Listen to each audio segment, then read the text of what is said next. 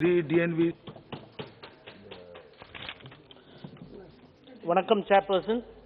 A country that invests in health and education ensures a prosperous future for further generations to come. It has been a persistent demand to increase the GDP for health up to 4%. Developed countries like UK have their GDP for health up to 8%. Especially during the times of pandemic like this time of COVID, we expected the government to increase its GDP on health by a significant, at least to what the National Policy 2017 had recommended to 3%. But unfortunately, what we have got is only 1.8% of the total GDP for health. The 15th Finance Commission suggested allocation of 1,06,000 crores for health, but only at present 71,268.71 crores has been allocated. When compared to the previous year of 65,000, even if we see that there is a slight increase in 71,000, but it has other departments which have now come into the Department of Health, like for Jal Shakti and others. So totally having only for health, if you see, the budgetary allocation is still very less. The emphasis should in future be laid on telemedicine and in investments that are concentrated in connectivity and health center infrastructure, which can be brought to all remotest of the rural areas, as that will be the future of medicine in the country. So regarding vaccination, I appreciate the government's initiative in the vaccination drive. I think the government should still take it more advertisements and to allay the fears of the common people that vaccination is safe, and it should have a more drive towards vaccination, and it should think. So regarding the vaccination, there is for the developing country like India, where most of the population is poor and below poverty line, the vaccination should be made free to all its citizens. I think there is a suggestion that only for 1 crore of frontline workers, for doctors, nurses and other revenue officials and police officials, it will be made free, and for the others it will be at a cost of 200 to 220. But for India, whoever cannot afford, the vaccination should be given free to all. The government, because the central government, the BJP in a few states, in the northern states where it had gone for election, I think they had given a promise also that vaccination would be made free. So I urge upon the government, at least for the people who are poor and below poverty line, to make it free for them, the access of vaccination. So during this COVID-19, we have seen a lot of Ayush drugs being used. There are very strong Ayush practitioners like Ayurveda in Kerala, Siddha in Tamil Nadu, and there are many pockets of things.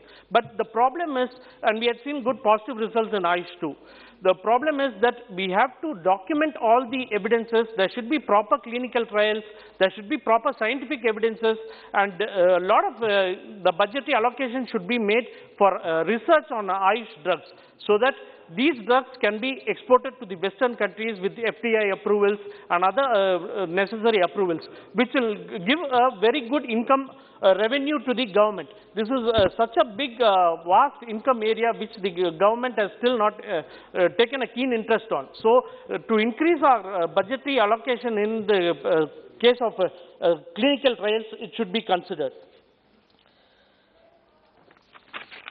So, regarding in the budget for health, we had expected for the frontline warriors, the doctors, the nurses, the medical technicians, the hospitals, a tax rebate at least for this financial year 2021-22.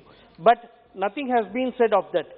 A sense of appreciation from the government should be extended to the frontline warriors, and the minister has given a wrong figure of around 170 deaths of doctors, but the IMA has come with records of more than 600 doctors have expired due to this pandemic.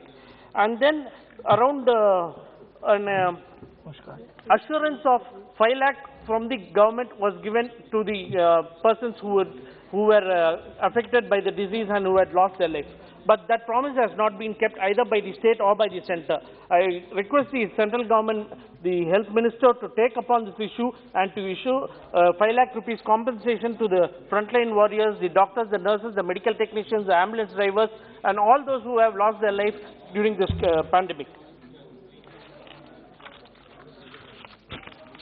And also as a sense of appreciation and a token of appreciation can be given to the family who have lost their lives by giving their kith and kin a central government job, which should really be considered for their sacrifices that they have made. And health being a state subject, there was a lot of interference in the initial stages of handling the disease.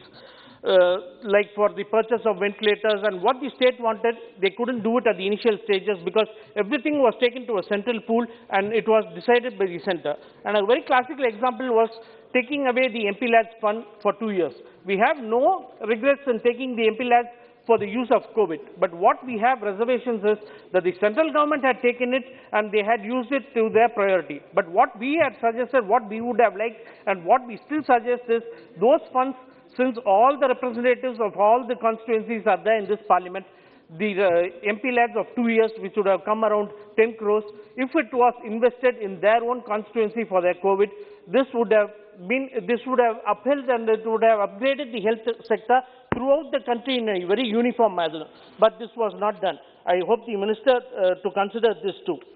And regarding the OBC reservations for UG and PG, Tamil Nadu, we have been representing to the health minister for a very long time that the state of Tamil Nadu gives 50% reservation for OBCs in UG and PG courses. But for the All India quota, which for the state government colleges in Tamil Nadu, which the All India quota, not even one representation of OBC is there in the quota. I suggest the government to, the minister has also said he will keenly look into it.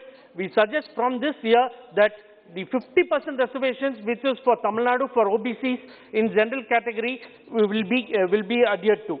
And regarding postgraduate super specialty, there is not even one reservation. So what happens is, out of the 350 seats which are available for the super specialty in Tamil Nadu, there is no reservation at all. That too should be considered. And regarding Tamil Nadu, since we are the leaders in health and education indices, and which we have set an example, I would like to lay an emphasis on the NEET exam, which Tamil Nadu is against. It is just for 3 reasons that Tamil Nadu is against NEET. One, we had our great visionary leader, Kalanjar Karunanidhi, had abolished the entrance exams so that people from rural villages, they don't need to go to a coaching class. They can do their 12th exam well and they can find their places in government medical colleges. So what happened was around 1,500 students from rural area, from state board syllabus and the government schools were able to go and have a medical education. But after this NEET has come, what has happened is you need to spend around 2 years to get into a medical college to have an entrance exam in a private entrance coaching center, because the data shows that only after 2 attempts of around 60% of them have an entrance to the medical colleges.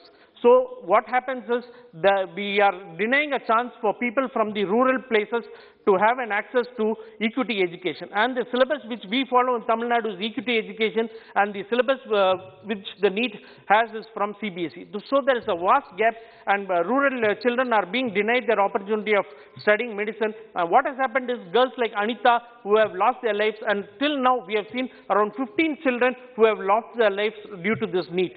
So we would like the government to abolish NEET, because we have already amended a law, we have passed a law in the state, but it has not been considered. We have given, DMK has given it as an election manifesto promise. We will again bring the law. I request the health minister to amend the law to respect the state in the state laws while coming in the National Medical Council bill. And regarding NEET, there is another saying that because NEET has come, you have abolished all this black money in the private medical colleges. I would again like to say that argument too is wrong, because what happens, there are instances of students getting single digits in physics, chemistry, other subjects, and still going to private colleges by paying 20 lakhs per annum. So what we had before, a 60 lakh for an MBBS college in black money, which was before NEET, has now become official. You get a bill for it. So you spend around 12 to 20 lakhs per annum. So 5.5 years, it comes around 1 to 1.2 crores. And it is built, and you have to pay 40% tax on it, and it comes to 1.5 crores.